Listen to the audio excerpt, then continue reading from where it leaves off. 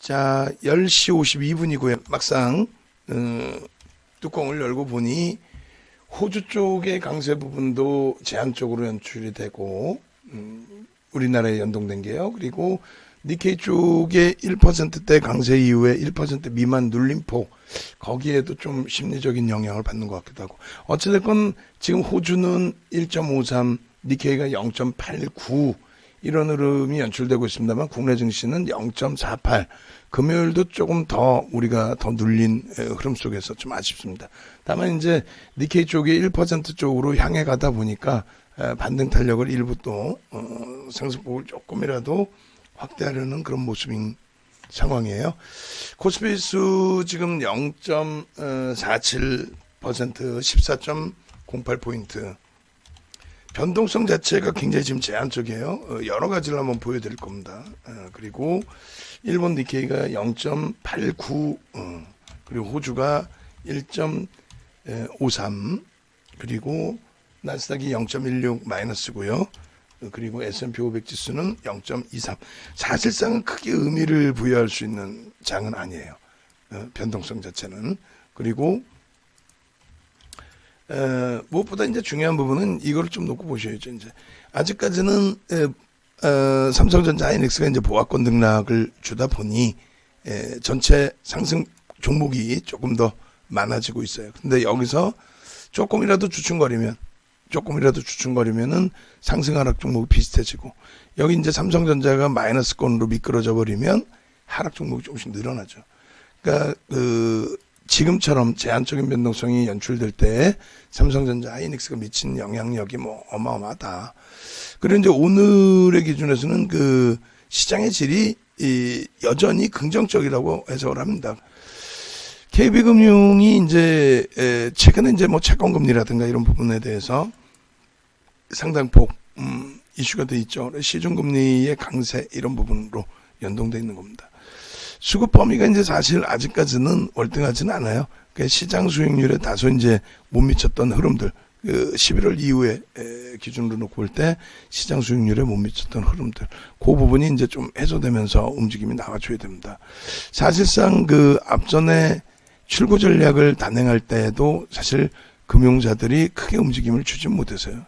그런 이유는 이제 실질 금리가 변동이 나와야만, 시장에서는 이제 예대마진에 대해서 논하지만은 실질 예대마진보다는 금리를 올릴 정도로 경기가 살아나면, 2015년 말부터 이제 금리를 올렸죠.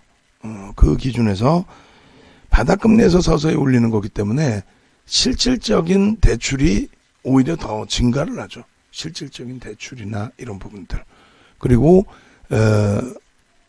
채권 등의 투자 부분에 대한 수익 범위의 기준, 이런 부분들이 금융지주사, 그 다음에 이제 보험사 이런 쪽으로 연동이 되고, 또 시장이 살아나면서의 강세이기 때문에 증권주들의 경우에도 움직임이 같이 연동이 되고, 결론적으로는 이제 한번 추세 흐름이 나오기 시작하면은 더딘 흐름은 있긴 합니다만 결코 실망시키지 않는 꾸준한 강세를 연출해주는 종목이 돼요. 근데 그때의 기준에서는 이제 가장 좋았던 게 2016년부터 본격적인 수급 개선폭이 연출이 됐었죠. 그래서 이런 그 수급 개선폭의 연출, 이런 부분들이 이번 흐름에서도 이제 좀 더 공격적으로 나와줘야 돼요. 일단 60MA를 넘기고, 월봉 기준에서의 60MA를 넘기고, 종가 기준에서의 그 흐름은 46,000원 넘기는 그 흐름 속에서 52주 고가를 넘기고 있는 그런 흐름이었다라고 말씀을 드릴 수 있겠죠. 꼬리 부분이 제한적이다 할지라도. 그리고 이제 오늘 기준에 다시 52주 고가를 넘기는 흐름입니다. 시장 전체 수익률에는 사실은 못 미쳐요. 근데 이제 뭐 이제부터의 흐름이 나와주는 기준이니까 뭐 긍정적으로 해석을 할 수 있겠고, 오늘 기준에서도 사실 우리가 IT 쪽에 이제 좀 시원한 흐름이 나오고, 시장 지수도 뭐 시원하게 들어올리고, 그렇게 됐다면은 아주 편안하게 KB금융도 이제 신규 편입하시는 분들의 편입 기준, 또 가지고 계신 분들의 비중 유지, 그런 기준을 설정을 해드렸을 텐데,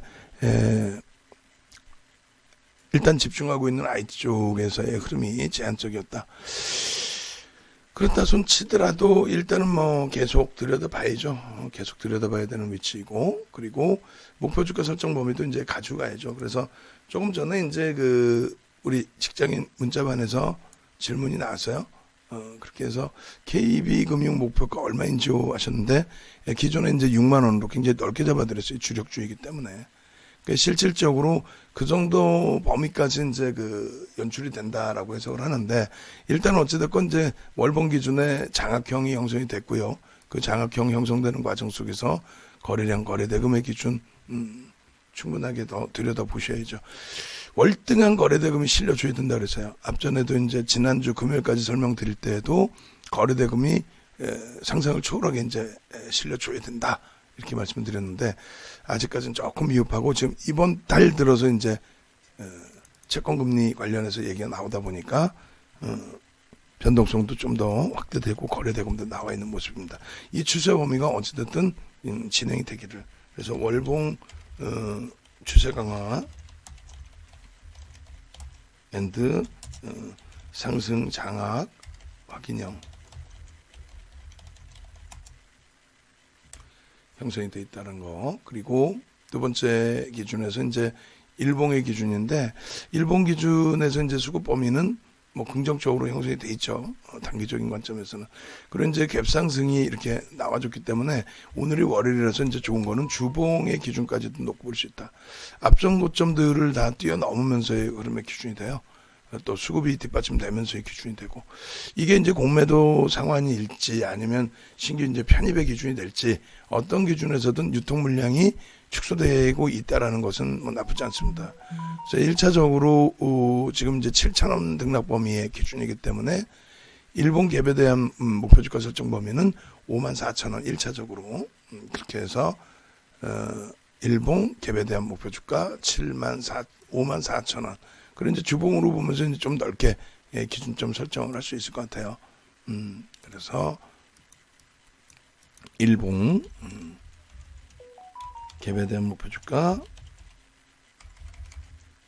갭 목표 54,000원 그죠? 그리고 이 부분에 있어서 이제 주봉 기준까지 놓고 보시게 되면은, 주봉에서는 이제 소니 모멘텀 차트를 보겠습니다. 소나 모멘텀 차트를 이렇게 해서 이제 다시 영선 위쪽으로 촥 들어올리는데, 여기서 이제 다시 갭이 나오면서 아주 중요한 구간을 돌파해준 돌파 갭이 나와줬습니다. 요 정도 꼬리 빼고 이제 이 정도 범위라고 한다면 이제 27,000원 정도 기준을 잡아놓고 앞부분을 이제 뭐 47,000원 정도 잡으시면 어떻게 돼요? 2만 원의 기준이 되겠죠. 그렇게 되면은 67,000원 범위. 만약에 이제 이 정도의 지지 라인을 기준점으로 설정을 한다면 37,000원. 그렇게 돼서 조금 전에 이제 일봉 기준에서 설정해 드린 범위하고도 비교를 해볼 수 있을 겁니다. 그럼 6만 원을 맞추려면 뭐 이 정도 범위로 설정을 해도 되겠죠. 14,000원 기준. 그렇게 되면은 6만 원의 기준. 어느 범위에서 어떤 자락에서 이제 설정을 잡더라도 그것은 뭐 지극히 주관적인 범위의 설정 범위가 될 겁니다. 일단 어찌됐든 돌파 갭을 만들어주면서 상당한 탄력의 기준을 주고 있기 때문에 주봉상의 갭에 대한 목표 주가 설정 범위 좀 더 높여놓고 들여다보셔도 크게 무리는 없을 것 같아요. 한동안 채권 금리에 대해서 지표 계속 강화되고 시중금리든 채권금리든 지속적으로 이제 언급이 될 수밖에 없는 그런 시점이고, 수급만 뒷받침돼서 그게 공매도 상황이 됐든 아니면 실질 신규 매수세가 됐든 충분히 긍정적으로 해석을 해볼 수 있다. 이렇게 설명을 드립니다. 그래서 이제 6만 원 기준의 명목 가격의 목표 주가 그대로 유지를 하고요. 오늘 기준에서도 이제 비중이 전혀 없으신 분들 신규 편입 들어갈 수 있어요. 아예 대놓고 뭐 매수가 들어오면서 선박김이 나오고 있기 때문에, 평상시 같으면 벌써 이미 매수세인 나갔죠. 슈잉이 됐든 단기 공략이 됐든 그런 맥락에서 좀 놓고 보시고, 5분봉 기준에 대한 의미는 없어요. 그리고 KB금융 최근 들어서 계속 오픈을 해드렸었어요. 그래서 보시면은 일자별의 기준이 잡히실 거고, 그리고 이렇게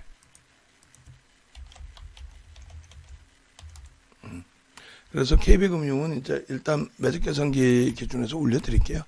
교육용 기준에서도 놓고 보면서.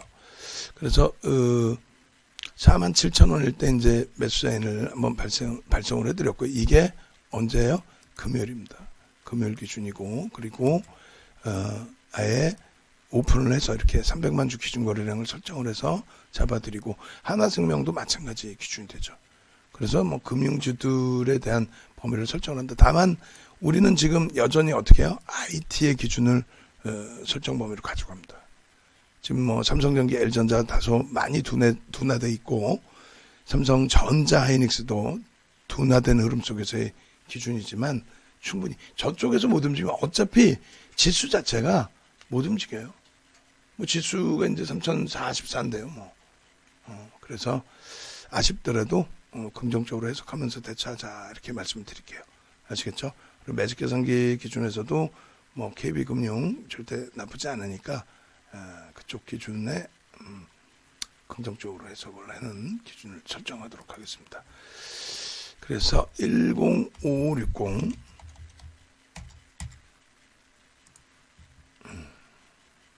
이렇게